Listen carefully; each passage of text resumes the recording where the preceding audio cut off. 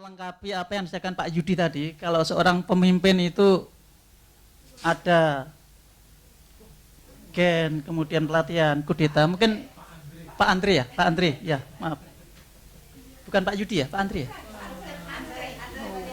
keliru saya ya.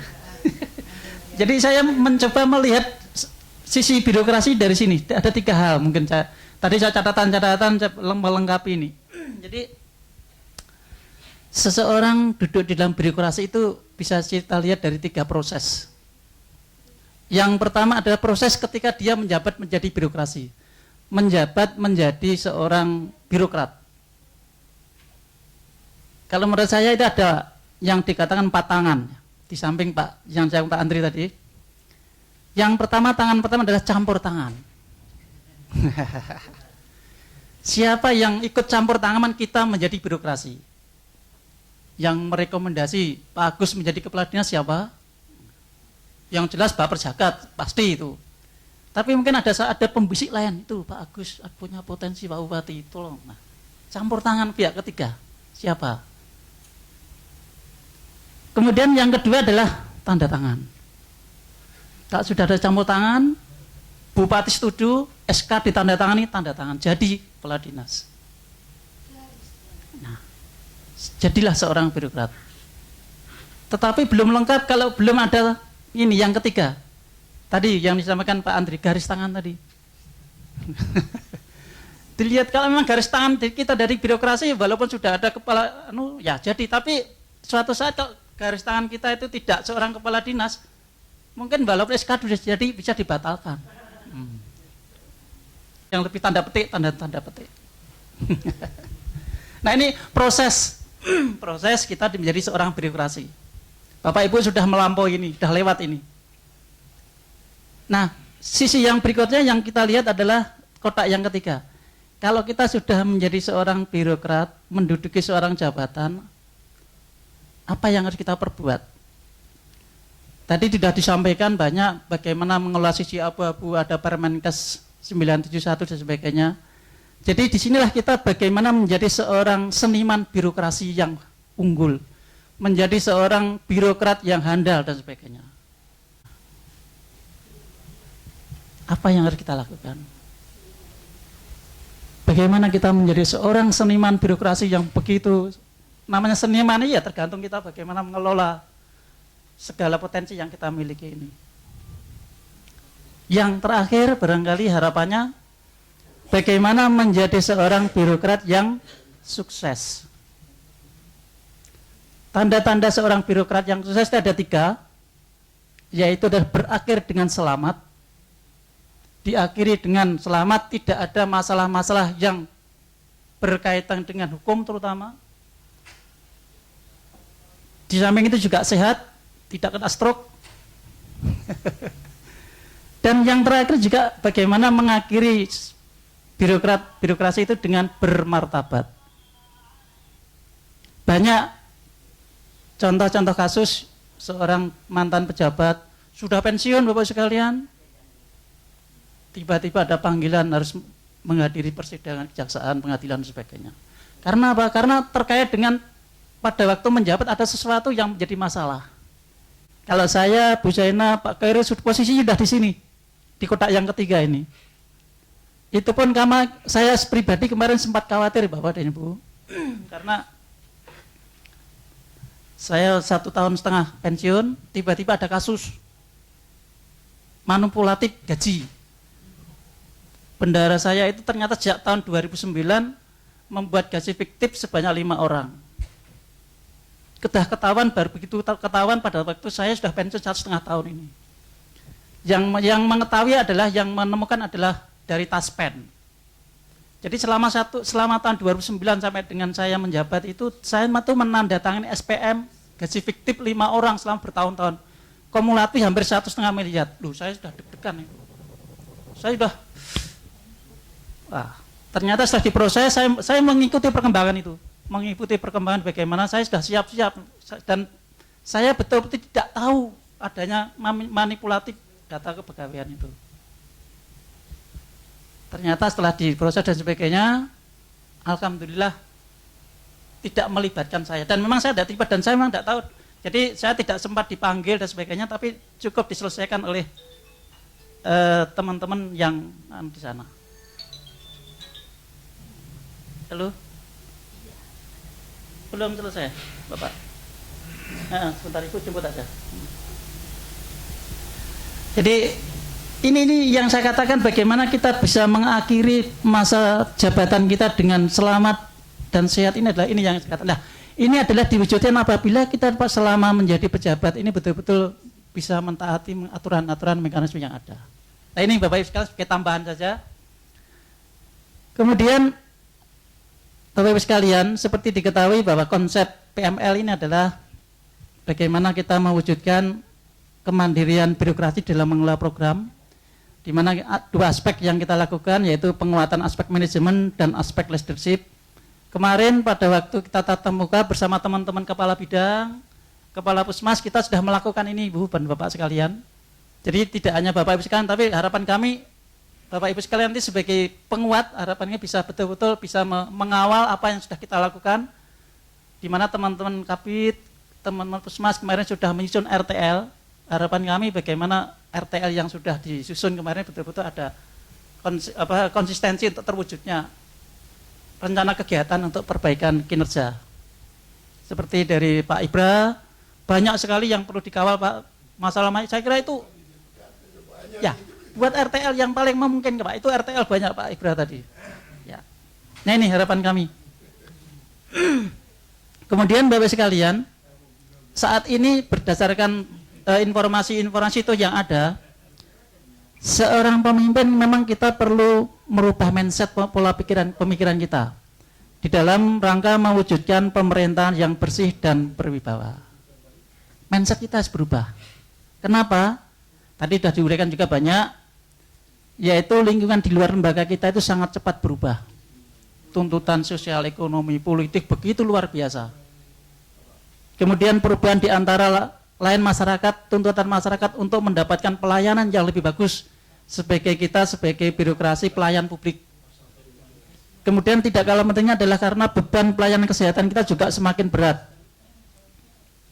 Yang lebih memberatkan lagi adalah budaya dan perilaku internal SDM kita yang masih memprihatinkan.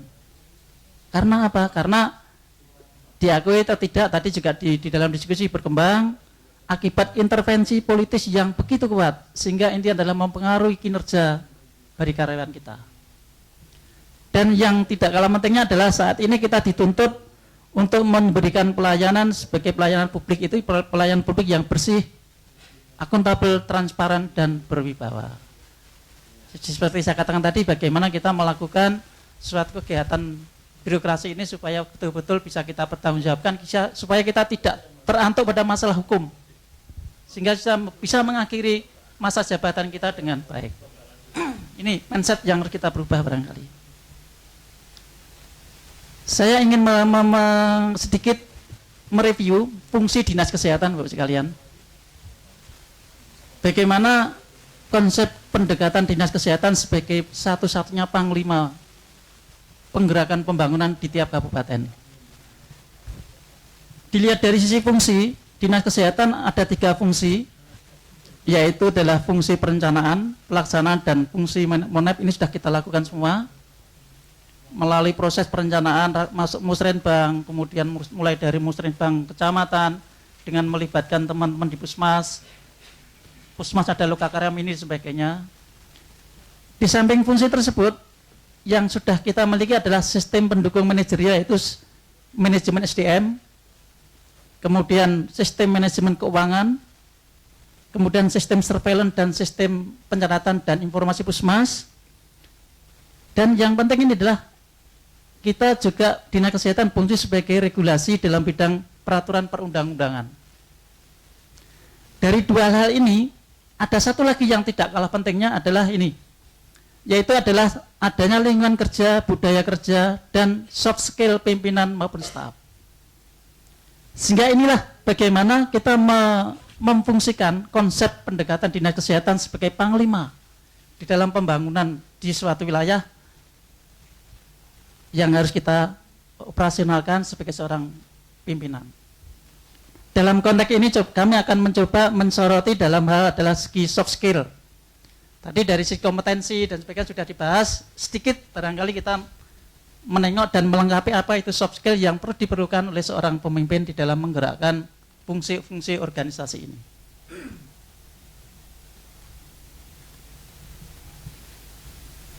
Nah, ini juga melengkapi saja. Kemarin saya baca-baca cari referensi, ternyata saya menemukan suatu buku yang menyebutkan bahwa dari survei terhadap 457 pimpinan di Amerika, yang komponen-komponen yang disurvei adalah meliputi mulai dari kemampuan komunikasi dan sebagainya, kesimpulannya adalah bahwa soft skill, kemampuan interaksi sosial itu dibutuhkan untuk menjadi pemimpin yang sukses. Tadi Pak Yudi juga, Pak Andreas juga sudah menyampaikan.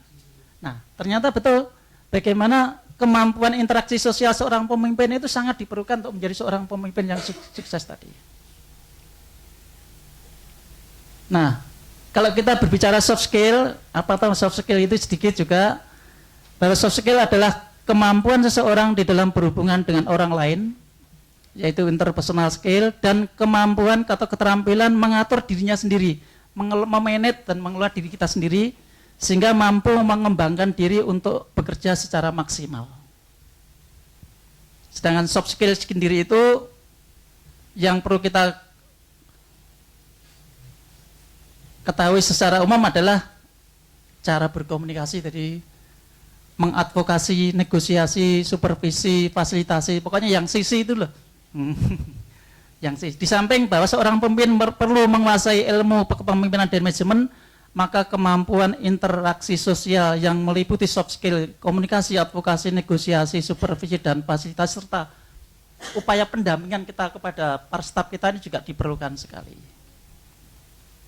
Nah, sedikit apa yang dimaksud komunikasi mungkin kita sudah paham, tidak perlu saya perpanjang, karena intinya adalah kita bagaimana mengkomunikasikan seorang pemimpin kebijakan-kebijakan baik dari atasan, kebijakan-kebijakan yang dari, kalau di dinas kesehatan yang sifatnya kebijakan kepala daerah, kemudian kebijakan-kebijakan program dari kementerian dan sebagainya, itu perlu kita komunikasikan kepada para kepala bidang, kemudian juga pada pelaksana di lapangan kita, pada para ujung tombak kita, yaitu puskesmas. Bagaimana kita mengkomunikasikan secara berkala dalam wadah misalnya rapat koordinasi bulanan. Mungkin pada waktu pengalaman kami dulu, setiap bulan kami mengadakan rapat koordinasi bulanan dengan mengundang kepala puskesmas, kepala bidang, bahkan para stakeholder lain yang terlibat kita ajak komunikasi, berkomunikasi. Di samping itu komunikasi yang paling kecil adalah kita setiap hari Senin mungkin di antara teman-teman bidang sendiri untuk membicarakan apa-apa yang kita lakukan 1 minggu ke depan dan sedikit mengevaluasi 1 minggu yang lalu. Barangkali adalah proses-proses berkomunikasi dalam memanage program-program yang ada. Advokasi juga begitu tadi. Jadi bagaimana upaya mendekatkan, membuat suatu, mempengaruhi orang lain supaya orang lain itu bisa memahami apa yang kita inginkan.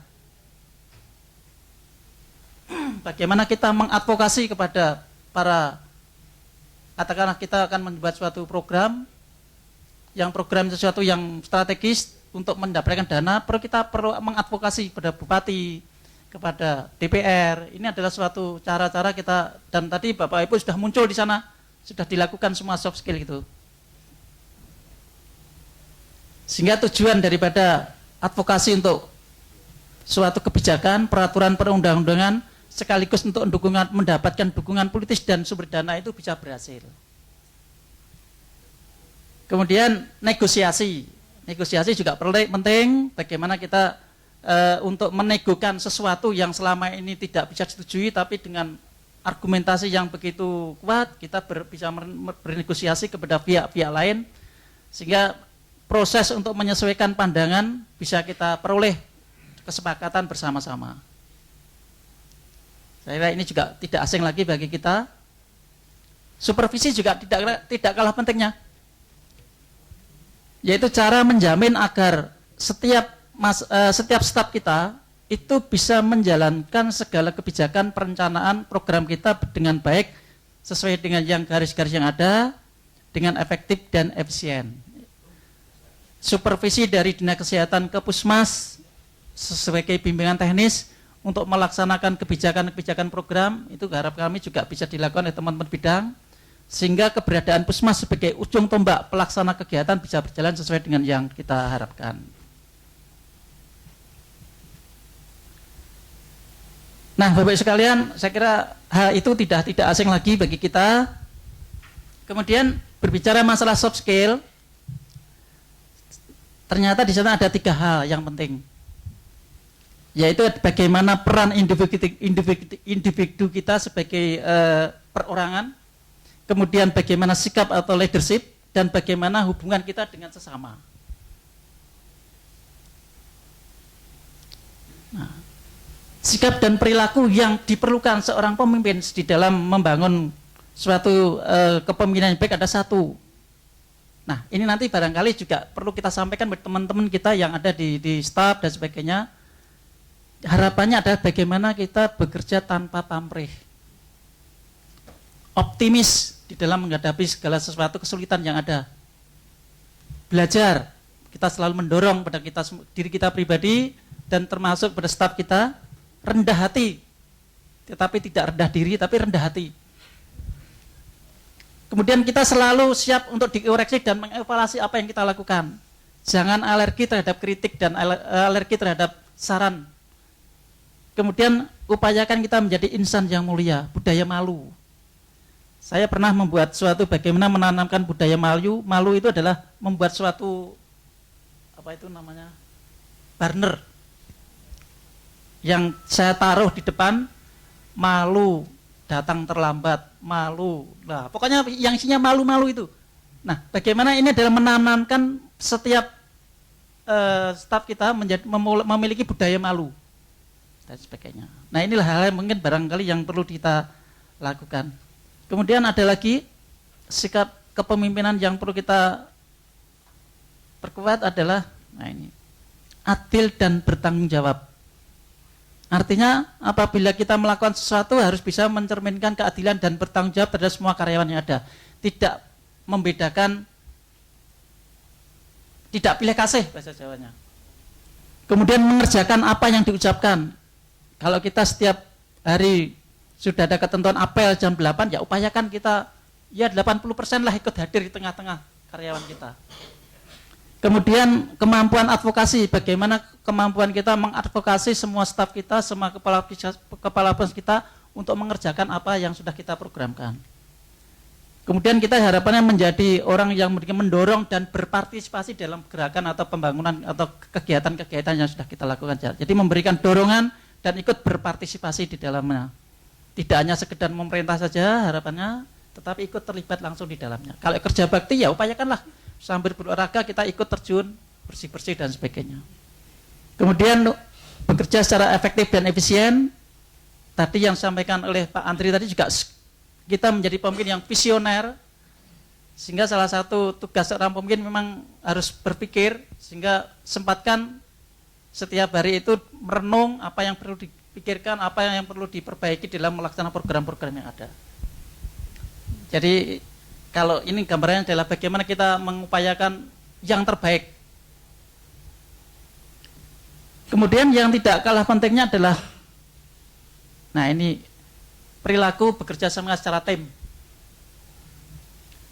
Kita membangun suatu teamwork yang bagus, kita membuat kader-kader kepemimpinan sehingga apabila kita tidak di tempat, apabila kita katakanlah misalnya posisi Bapak Ibu di 1 minggu, kegiatan tidak akan berhenti tapi bisa berjalan.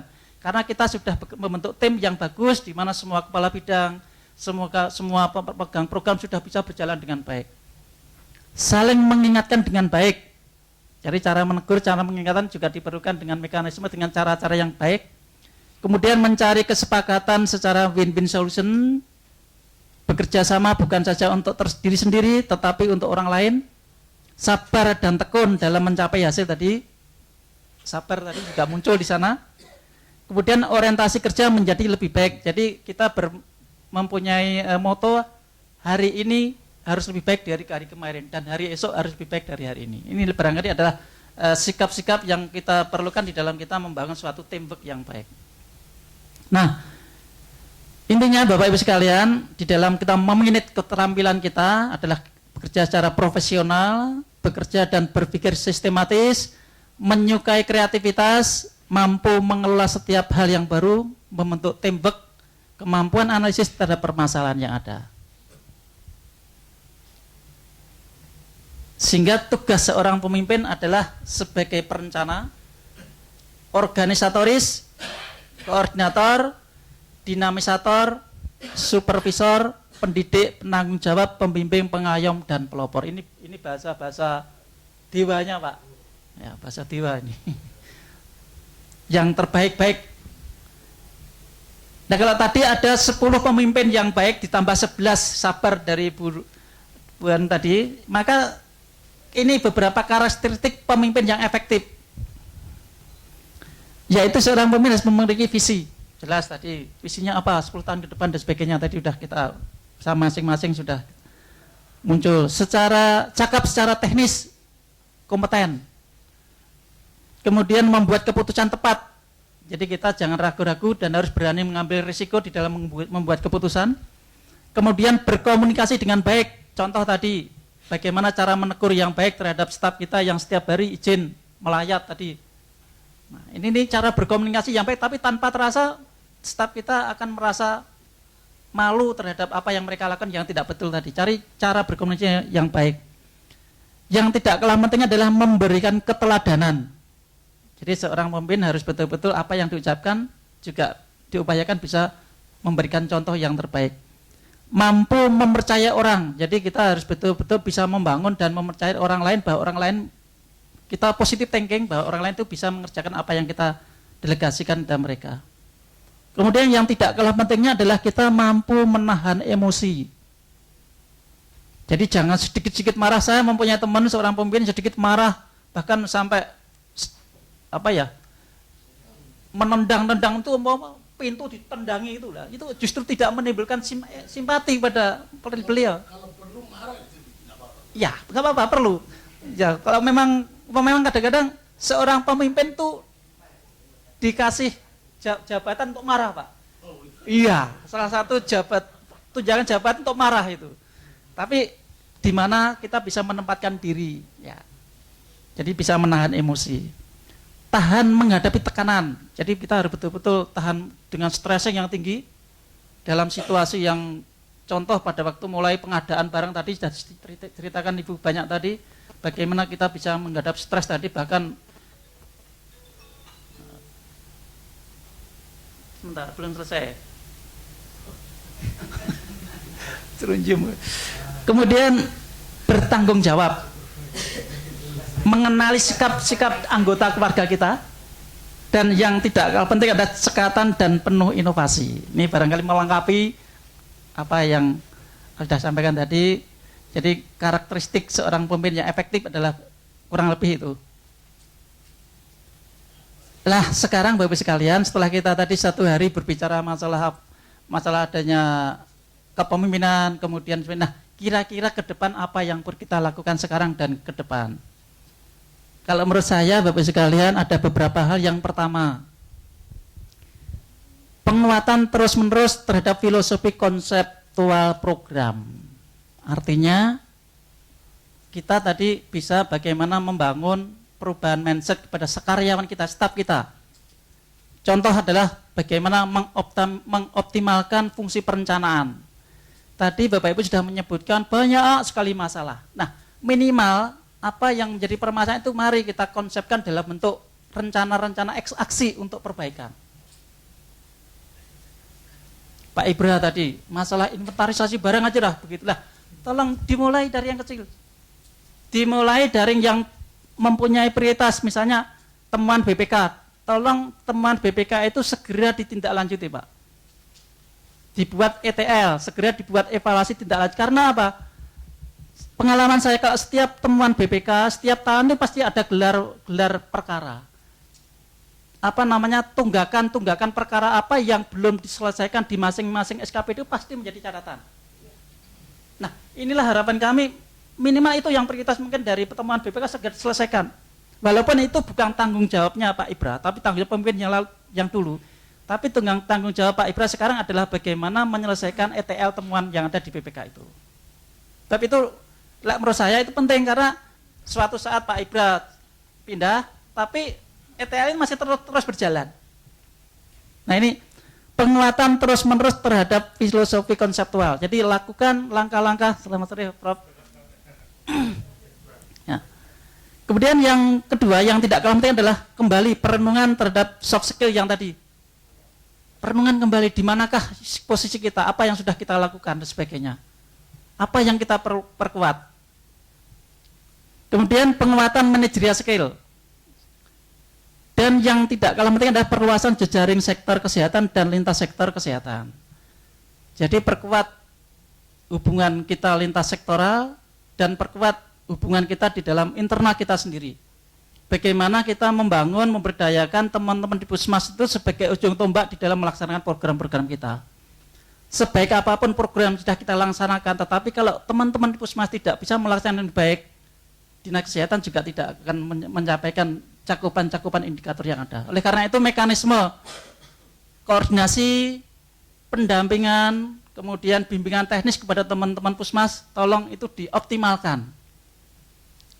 Di samping itu harapan kami juga bagaimana kita bisa menggali potensi-potensi yang ada dari teman Puskesmas untuk memperbaiki program-program kita, memperkaya program-program kita.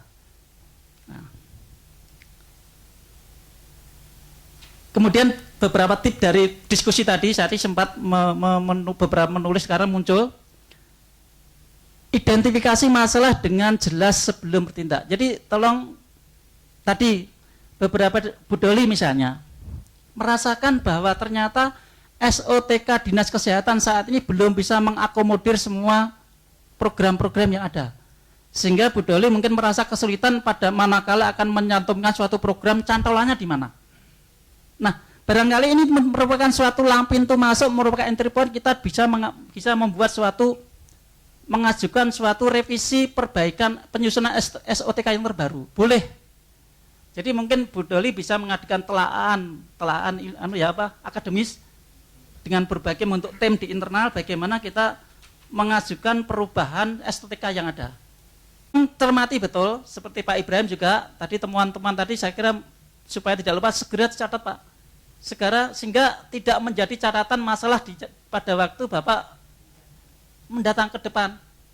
Nah ini penting sekali. Kemudian yang berikutnya adalah jangan menunda. Karena Anda tidak tahu tambahan pekerjaan apa yang akan diberikan kepada kita. Jadi kalau ada masalah-masalah penting, tolong segera lakukan, segera, jangan ditunda.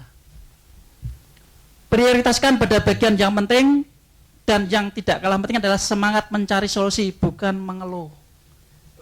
Kalau saya tadi sudah muncul semua curhat yang ada, nah ini barangkali yang perlu segera diidentifikasi secara real dalam bentuk RTL, dipertajam.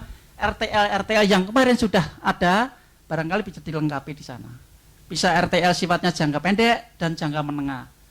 Kemarin pada waktu kita ke kunjungan tatap muka di masing-masing kabupaten sudah terhimpun di sana, sudah muncul RTL di Dinas Kesehatan maupun Puskesmas.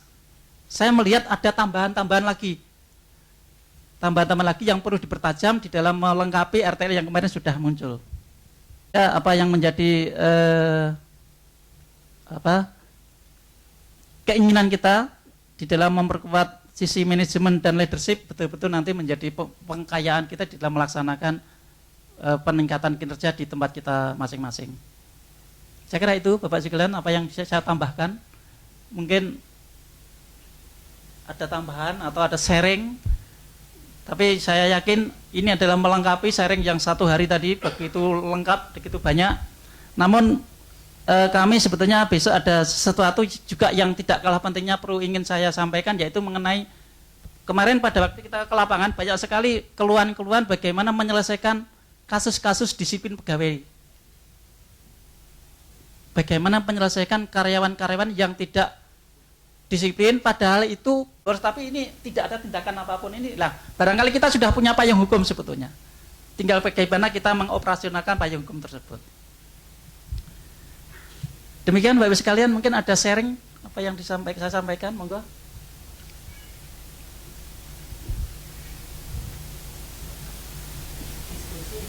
Atau cukup? Sudah kaya tadi, begitu banyak. Sudah lengkap tadi. Tadi sudah begitu komprehensif sekali.